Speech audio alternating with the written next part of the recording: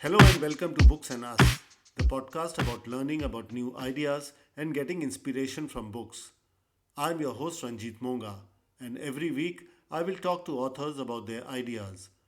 I will be taking up books in the non-fiction category and hope to open up a wealth of knowledge for all of us. This is episode number 1, and so it's very special. Today, for the opening episode, I speak to author Geet Mala Jalota about her book, Have the Women Left Venus, which deals with issues women face at the workplace and talks about the reasons why so many of them leave their jobs midway in their careers. The book offers solutions to this phenomenon to both employees as well as employers. Geet Mala is a career growth coach and has had a long career in human resource development in the corporate world. She is based in Mumbai. Hope you enjoy listening. Hello, Geet Mala. Thank you for joining the program. Thank you for having me, Ranjit. It's always a pleasure, to talk about my book. I'm intrigued by the title of the book. Is it your take on the book by John Gray, Men Are From Mars, Women Are From Venus? Yes, in a way, it is a take. I mean, it has given me an opportunity to open the conversation, because he understood that men communicate in a way which is very different from the way women communicate. But my book is different because it is questioning the, stereotypes. We learn about the stereotypes in the real life. Okay. But at the workplace, they become more prominent because everybody is, like living in a pressure cooker life. It's an artificial environment, but we bring our real selves to work. So your real self becomes very visible. So those stereotypes are visible in the way you design the policies. For example, the policies are that when a promotion happens, you get more money, your designation changes, you may get more perks like a car or, a foreign holiday. But the thing is that for a woman, these things may not be very important. For her, other things may be important, like when you're promoted, maybe she wants, more time with her family, or she wants more facilities for her children. In the whole workplace, the designing of the workplace, it is designed for men. It is not designed for women as they actually are. So you said that women may want different things when they are promoted or may have different expectations at the workplace. So how did you reach these conclusions?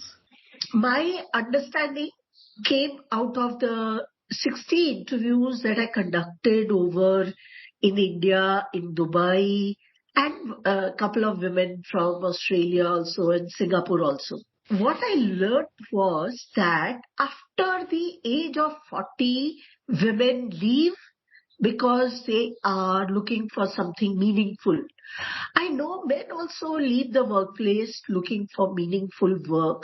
But in the case of women, I also found that, it is not like organizations have, something interesting to offer. Because the women who left the workplace have not left it to join another workplace. Okay, they have left to join either an NGO or, some social, for a social cause. So what I found is that as women progressed, not all women are, like looking for growth in terms of promotions. Or finances. Or more money or, designations. Okay.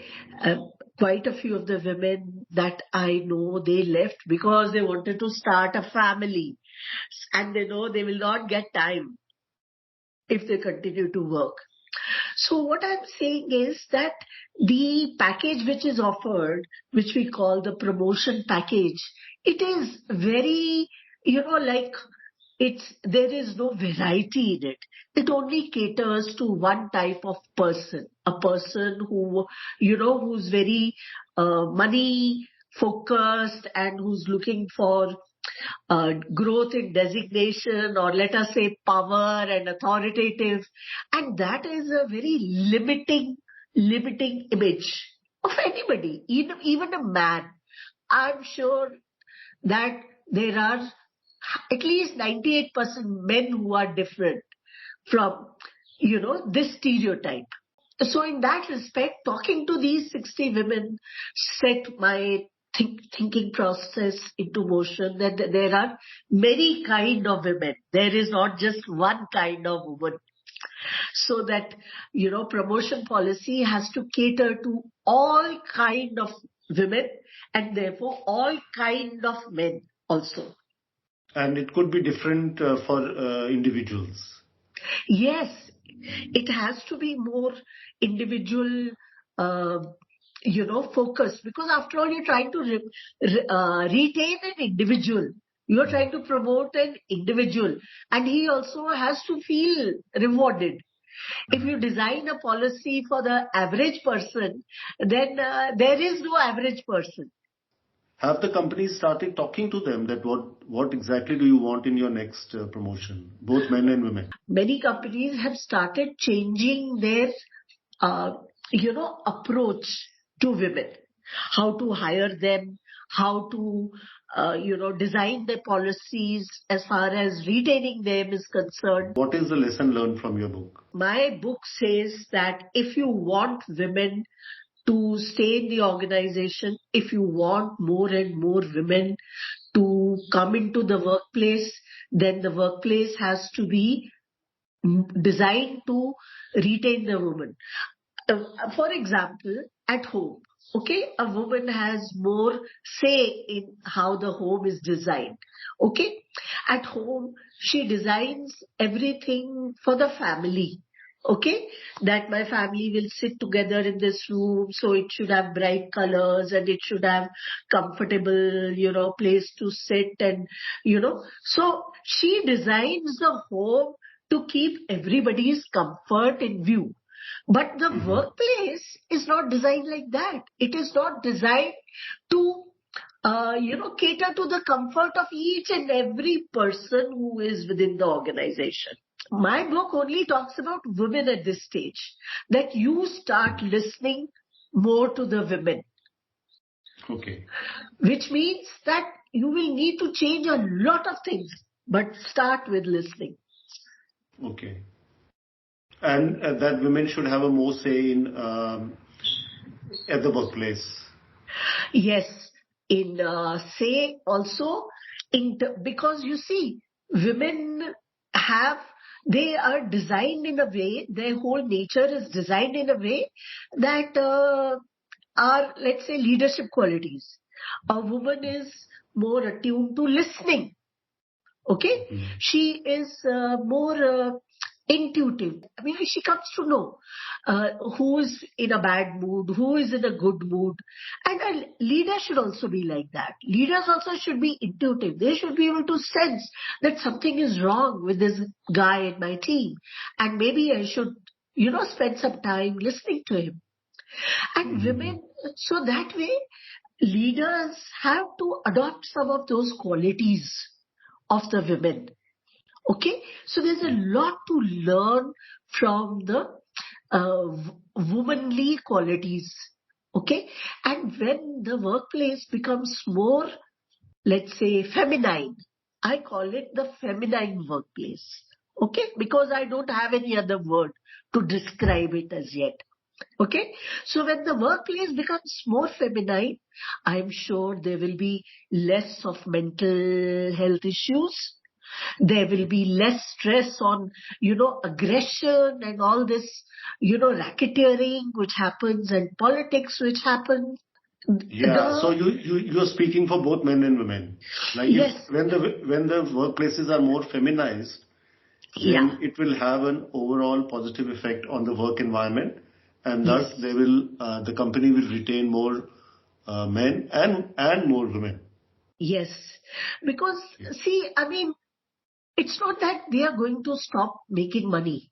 Yes, the organization will still make money, but the primary driving force will be the well-being of the customers, well-being of the employee, and profits then automatically come. From the interviews which you have taken for your book, can you tell us any interesting stories of any of the interviewees? Actually, Sally Holker, in her interview, she had mentioned how, when she transformed, when they got together, all the weavers of Holker, when they started changing, the way they weave, they, more and more of the wives, because earlier the weaving was done by the men. But then the women started getting involved. Okay, that we should make saris of this color. And the women, when their wives started taking an interest, what happened was that they also started learning weaving. Because, and the men did not resist because they realized that most of their daughters were getting married and getting divorced and coming back home. So now they wanted also to create an earning for their daughters. And the best way to do it was that their wives and daughters start weaving. And their business started expanding so much because the colors of the saris, new designs started coming into the picture, the demand increased, and everybody wanted to have that prosperity. So everybody in the family sort of started weaving, So that is how the economics of it broke down the barriers. So in your opinion, since you work with corporates, you continue to work with corporates, do you think the corporates are doing enough to retain women employees? Well, they are certainly doing more to attract them. And quite a few corporates are doing to grow them. Okay. But I have seen they are more, the MNCs and some of the big Indian companies like Flipkart and some of the bigger companies are doing quite a bit. But the mass of the organizations are the small Indian companies, what we call the SMEs. Absolutely. And in SMEs, I can tell you the situation is very bad. Even the 6-month maternity leave, I don't know how many months is paid and how many is unpaid. A lot of work to be done within the SME sector. So, Geet Mala, in your opinion, the problem about women employees is not having to attract enough of them, but actually how to retain them. Yes. The numbers are increasing in terms of their joining, but the numbers of them leaving is also quite great because I see so many of them, they start on their own, chota businesses they start. So, so that means that they want a financial income, but they don't find that they will get the money that they want on the terms that they want at the workplace. So, what, in your opinion, would be the terms on which a women employee would not leave the workplace in the 30s and 40s? You have talked a bit about it, but if you could just be more forthcoming, it could help a lot of listeners. Okay, so see, there can be more, let's say, types of work relationships, like part-time and, work from home. There should be more of that. Now, part-time work has existed for a long time, but the thing is that it is not very well paid. It is very badly paid. Yeah. Let's say I was working as a recruiter for so many years. Now, if I had the option of being able to, maybe not work for 8 hours, but work for, 4 hours okay, and get half the salary. That would have been fine with me. Okay, half the salary would have been fine with me. But the thing is that you don't get half the salary. You get like 1/10 of the salary. Absolutely. Yeah. And the cost of traveling in the city is more than the salary that you get. Mm. So so it defeats the purpose. So that's what I'm saying, that these different kind of work arrangements, there are also these flexible arrangements, you work for 2-3 months, okay. uh, but then the thing is that these 2-3 months, uh, when you show on your CV, the employer doesn't think that they are important, okay, that you learned anything.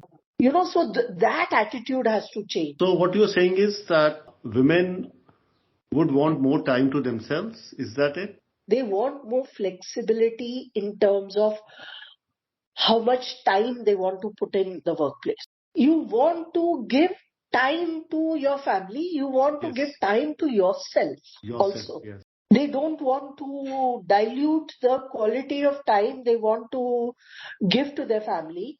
They don't want to dilute the amount of time they invest in themselves. And that is what is important. I mean, even for men also, they Ab- want more time for themselves. They want more time for their families. Absolutely. So the whole concept of work has to be more, what should I say, more inclusive. There can be multiple kind of arrangements. So, would you like to offer some tips for working women? So the most important thing is that never leave your job. Never ever. Because, Okay. your children will grow up and they will go away. But your work is yours. It is what you have created. Even if you work 2 hours in a day, but never give up your work. Work out some flexible arrangements with your boss. And Then, and and yeah. companies are listening now. Oh yes, they are listening. Even men who are willing to change, they are also more, becoming aware of the fact that women are more hardworking. And if she is saying that she will put in 2 hours of work, she will give me more productivity. So they are listening. Things Okay. are changing. Okay. Then another thing I want to say is that never waste your education, Mm. because education it is an investment which society has done on you. Mm. Your parents have spent money on you, a college has given you a seat, Yeah, a and lot a of teacher. resources have gone. Yeah. Yes, a lot of resources have gone into it. Mm. And if you are just going to stay at home, then it's a waste of, lot of resources are blocked. The whole economic system is invested in you, provided you Absolutely. the best. Yeah. So never waste your education. So, just to wrap up, what would you say about the potential which corporate India is missing out on when women leave the workplace? One potential is, of course, the educated women who are sitting at home. Then the other potential is the working women,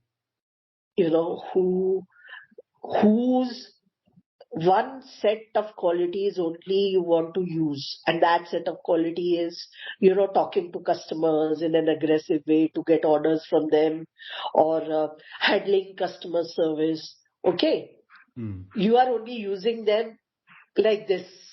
Mm. Okay, either in sales or in customer service, but you don't want them to become leaders, Mm. because it will upset the apple cart. Mm. So when you are not using the leadership capability of those women, Mm.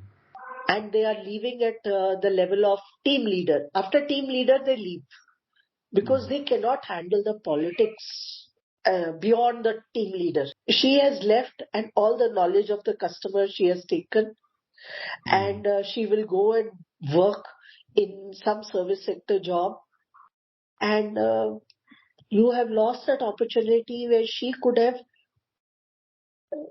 used her knowledge to improve a relationship with the customer. And it's not that in India we are not capable. Indian women are, I mean, it was the Indian women pilots. We had the all women team in the cockpit. India was first in Air India. Okay, no other part of the world. Okay, similarly, like Mahatransco, they have a team of women electricians who are working on the electric line. First time in the world. You know, we have a technically, and that STEM problem, which is there in the US, that women are leaving the scientific, studies. They are leaving. But in India, we don't have that problem. Okay, girls are excelling. So we don't have to attract them into STEM. They are already there. But now, how to retain them Yeah. and allow them their leadership to flower, that is what needs to happen. And help them to reach the top. Yes. Okay, so that was a very enlightening conversation, and there's lots to think about. Yeah. So, where can people contact you? I am there on Instagram. My handle is Grow Career with Geet. And also, I'm available on Gmail, geet.jalota@gmail.com. So, Geet Mala, thank you once again. The discussion was very, very good about your book, Have the Women Left Venus? Geet Mala, thank you. Thank you for joining me. You are welcome, and it was my pleasure. Thank you for asking me interesting questions. Well, listeners, if you would like to share about a book or know authors you would like to put me in touch with, you can reach me at podcast@raymondproductions.org. That is RAMONPRODUCTIONS.org. Thank you for listening to this episode of Books and Us. If you liked it, pass the word and subscribe on iTunes, Google Play, and Spotify. So that's all for this episode. This is your host Ranjit Monga signing off. Till next time, goodbye and take care.